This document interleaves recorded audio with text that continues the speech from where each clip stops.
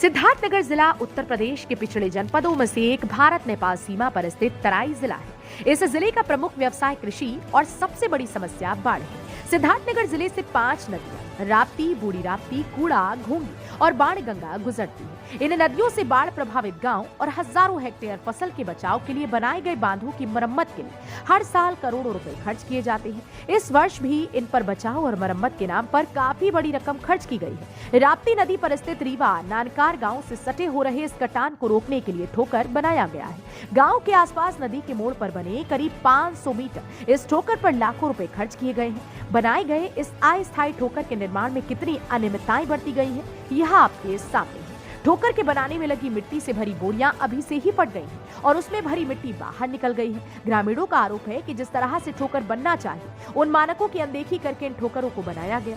ग्रामीणों का कहना है कि इस बार भी अगर बाढ़ आती है तो इन ठोकरों से उनके गांव का बचाव होना असंभव है। हर वर्ष की तरह इस वर्ष भी कुछ घर को बाढ़ लील जाएगा। ग्रामीणों का कहना है कि अगर वास्तव में सरकार और जिला प्रशासन यह चाहता है कि उनके गांव के लोगों को बाढ़ की कटान से निजात मिल जाए तो उन्हें अस्थायी ठोकरों की जगह स्थायी ठोकरों का निर्माण कराना चाहिए। मिट्टी से भरी बोरियों को लगाकर कटान को रोका नहीं जा सकता। ग्रामीणों की मांग है कि सरकार उनके समस्या का समाधान जल्द से जल्द करे। सिद्धार्थनगर से संवाददाता न्यामतुल्लाह की रिपोर्ट। 1984 बड़ी बाढ़ आई थी तो हम लोग का घर गया।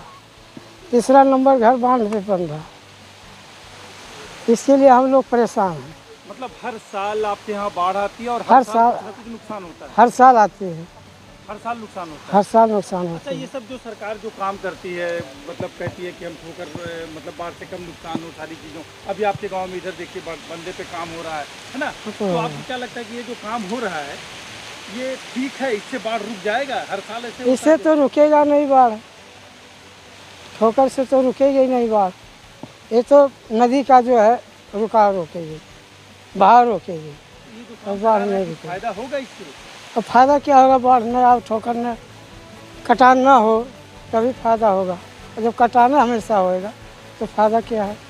ये कटान रोकने के लिए जो बना रहे हैं, आपको लगता है आपके अनुभव के हिसाब से कि कटान रुक जाएगी? अनुभव के हिसाब से तो रुकने वाली ही बात है, लेकिन रुक जाए तब की बात है, रुकता ही नहीं। तो रुकने की उम्मीद है नहीं आपको? और जब नदी काट रही, देखिए कहाँ से है, कहाँ नदी था वहाँ था पीपल का झाड़ जो है हम लोग के जानकारी में, वो जो झाड़ दिख रहा है। मतलब खाली खाना पूर्ति होता है विभाग के द्वारा, आते हैं खाना पूर्ति करते हैं चले जाते हैं, आप लोगों को बाढ़ से छुटकारा नहीं मिलता है ना? यही बात है, खाना पूर्ति खाली होती है। क्या पूर्ति होगा? जब बाढ़ आएगा तो क्या पूर्ति होगा? सिद्धार्थनगर में जैसा अवगत है कि ज़्यादा पानी आता है नेपाल के क्षेत्र से, जो तराई वाला रीजन है उसमें पानी काफ़ी आता है, तो यहाँ इन क्षेत्रों में बाढ़ आने की संभावनाएं बनी रहती है। परंतु इस दिशा में जो जिला प्रशासन ने पर्याप्त तैयारी की है, जो हमारी 3 प्रमुख नदियां हैं राप्ती, बूढ़ी राप्ती और बाणगंगा, सब जो जहाँ जहाँ हमारे तटबंध हैं, तटबंधों को मजबूत कर लिया गया है। और इस पे जो है जैसे बारिश स्टार्ट होती है या पानी आने लगता है तो हम लोग चौकसी जो है उसको और बढ़ा देंगे, कहीं कोई इसके कटान ना हो।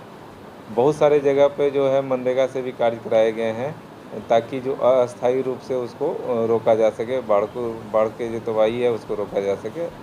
और इस संबंध में हम लोग लगातार प्रयत्नरत हैं कि कोई समस्या ना हो, बाढ़ का पानी ज़्यादा दिनों तक कहीं टिके नहीं।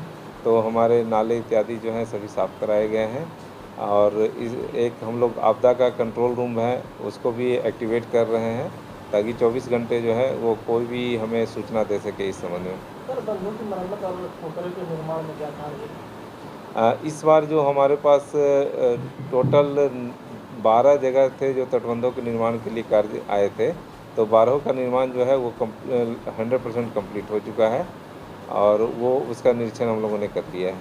सर, इस वर्ष बाढ़ बचाव और बंधों की मरम्मत में सर कितने रुपए विभाग द्वारा खर्च किए गए हैं और प्रमुख कार्य कौन से हैं? अब फिलहाल तो मैं रुपयों के बारे में नहीं बता सकता हूँ क्योंकि मेरे पास कोई अभी सामने डाटा नहीं है, लेकिन जो प्रपोजल गए थे सभी के सभी तैयार हो गए थे और सभी सब स्वीकृत हुए थे, उस पर काम हो गया। सर, कल हम रीवा नानकार गए थे सर, वहाँ जो बाढ़ बचाव से बाकी बोरियाँ लगाई हैं ठोकर, सर वो बिना बारिश के अभी से सर पट गए हैं, तो सर ऐसे में सर बाढ़ से कहाँ बच पाएगा?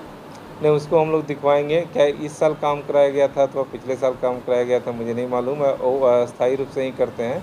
तो कुछ शिकायतें आई है, उसके संबंध में हम एक कमेटी के भी गठन कर रहे हैं और उस कमेटी के माध्यम से जांच किया जाएगा, क्योंकि कभी कभी होता है कि स्लोप फेल्योर होने के चांसेस बने रहते हैं, क्योंकि जैसे स्लोप पर जो लोड पड़ता है उसके कारण से स्लोप फेल होता है।